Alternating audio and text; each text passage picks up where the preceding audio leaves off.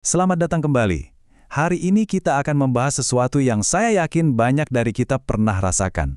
Sebuah misteri yang indah, yaitu perasaan ketika sebuah buku terasa jauh lebih nyata daripada kehidupan itu sendiri. Anda pernah kan merasakan hal itu?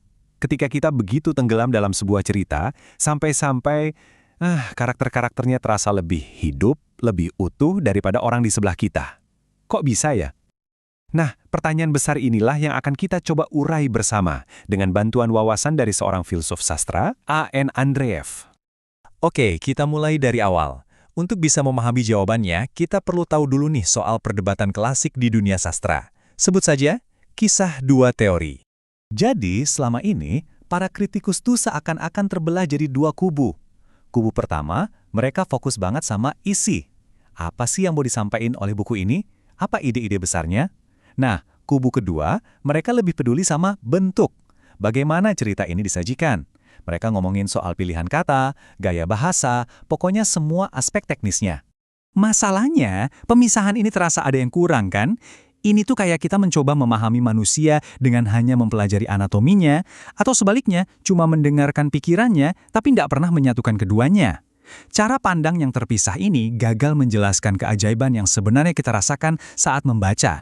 Nah, disinilah pemikiran Andreev jadi terobosan yang luar biasa. Dia bilang, coba deh kita berhenti melihat isi dan bentuk sebagai dua hal yang terpisah. Yuk, kita fokus pada satu hal yang sebenarnya jadi jantung dari semuanya. Kepribadian. Jadi menurut Andreev, subjek utama sastra itu bukan sekedar plot atau gaya bahasa yang indah, bukan. Subjek sejatinya adalah penjelajahan konsep kepribadian. Dan ini bukan cuma soal karakter dalam cerita ya. Ini jauh lebih dalam, sebuah representasi utuh tentang apa sih artinya menjadi seorang manusia dengan segala kerumitannya. Kutipan dari Andreev ini benar-benar merangkum segalanya. Jika seseorang ingin membahas segalanya, mereka harus membahas kepribadian. Maksudnya apa? Sederhananya, di dalam konsep kepribadian itulah semua masalah manusia. Mulai dari cinta, benci, moralitas, sampai tujuan hidup bertemu dan dibahas. Pertanyaan berikutnya, gimana caranya seni bisa membangun konsep kepribadian yang begitu kaya ini? Nah, jawabannya ada pada dua cara kita memproses dunia, yaitu dengan hati dan pikiran kita. Begini, di satu sisi kita punya jiwa atau psike. Anggap saja ini hati kita.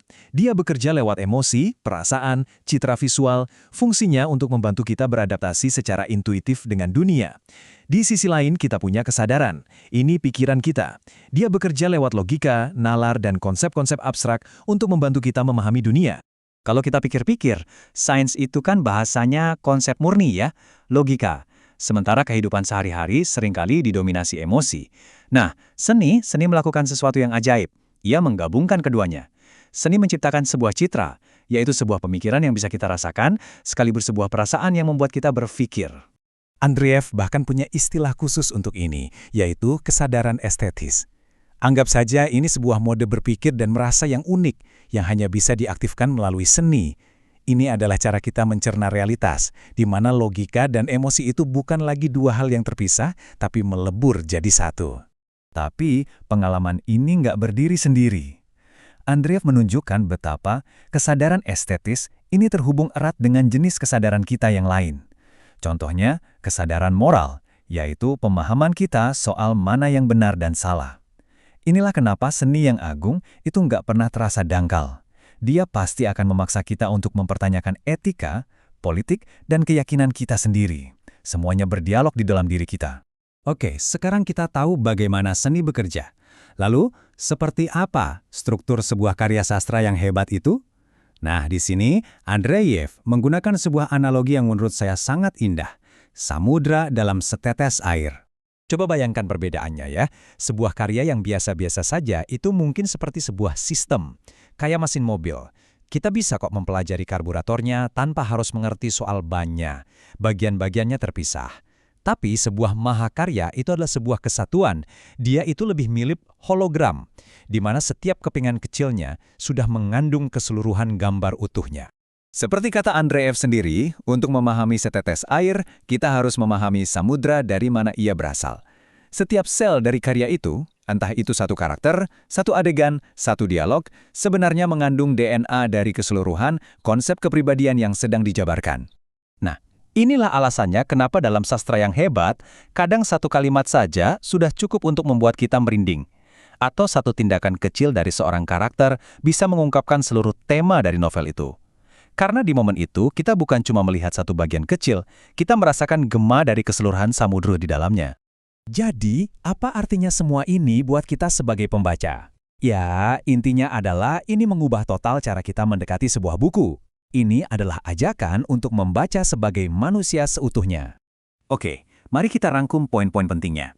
Pertama, subjek sejati yang kita cari dalam sastra itu bukan cuma cerita, tapi konsep kepribadian. Kedua, seni itu istimewa karena ia menyatukan hati dan pikiran kita. Ketiga, coba lihat sebuah mahakarya bukan sebagai kumpulan bagian, tapi sebagai sebuah kesatuan yang hidup. Dan yang paling penting, sadarilah bahwa membaca dengan cara ini bukan lagi sekedar hobi, melainkan sebuah penjelajahan mendalam tentang apa artinya menjadi manusia.